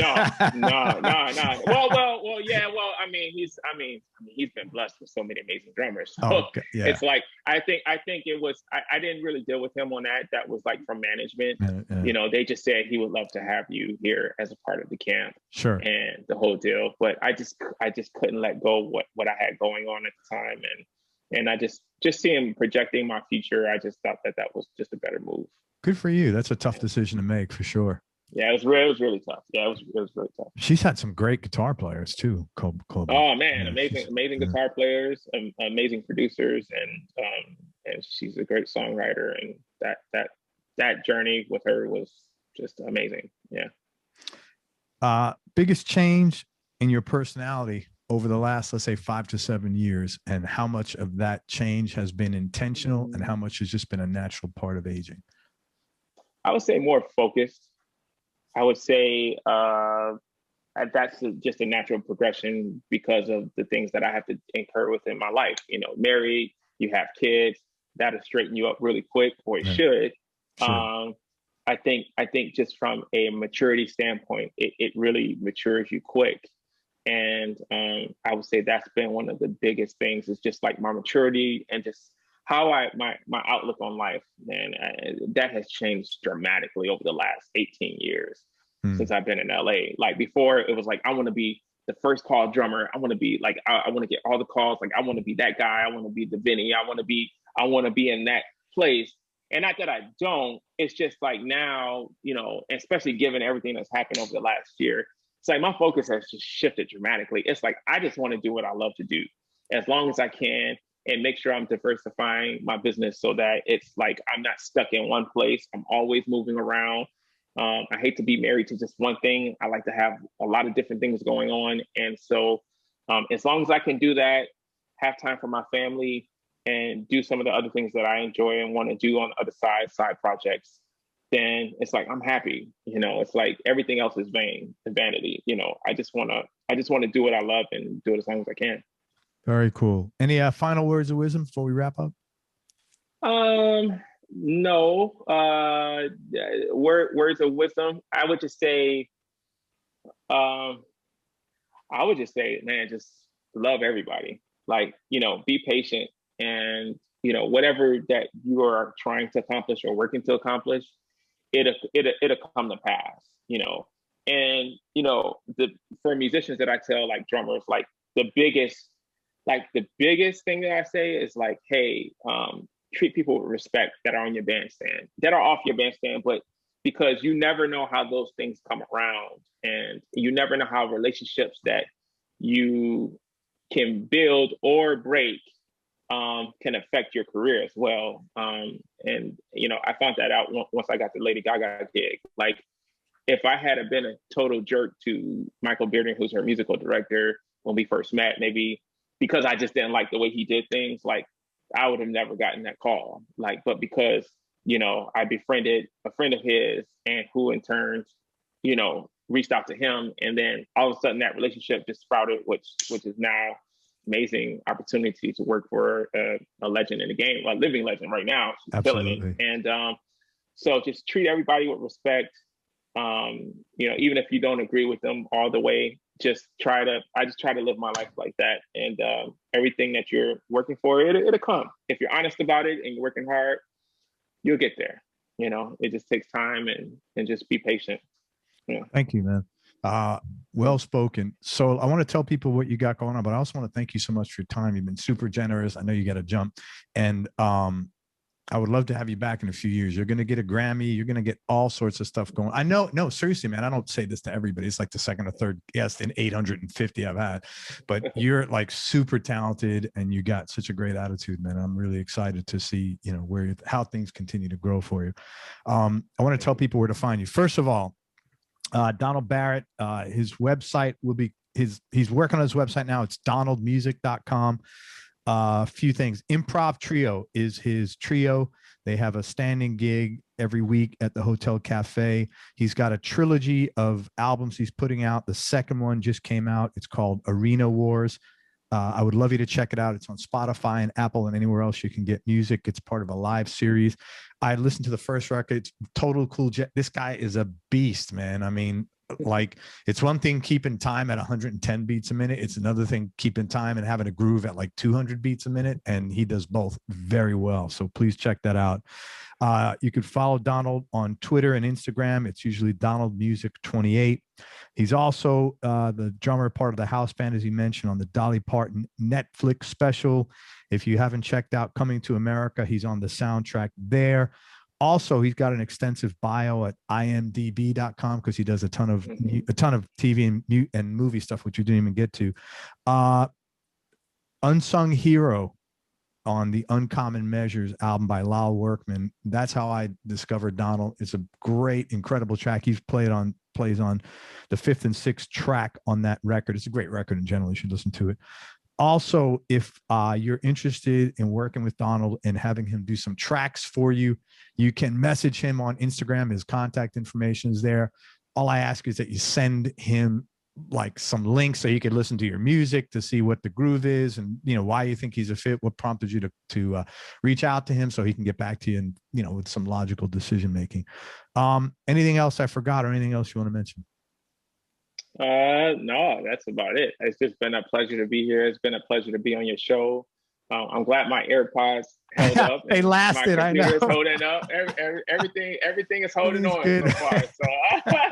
So thank you for all your time, man. I really appreciate it. I'm just grateful to be a part of this, and thank you so much. And much love to you, blessings to you, and likewise, to your man. family. And yeah, thanks so much for the opportunity just to share whatever I can about what I love to do, you know. So, right on. Make sure you reach out to me if you're in Tampa. We'll do that. Hold on, let me wrap this up and then we'll chat. Everybody, thank you so much for listening. If you enjoyed this, please spread the word and spread this on your socials. Thanks very much to Donald Barrett, and everybody follow him, what he's got going on. He's a beautiful guy and an awesome drummer, and he's really got a lot of good stuff going for him. And most important, man, especially nowadays, remember that happiness is a choice. So choose wisely. Be nice. Go play your guitar or your drums and have fun. Till next time, peace and love, everybody. I am out. Thank you so much, brother.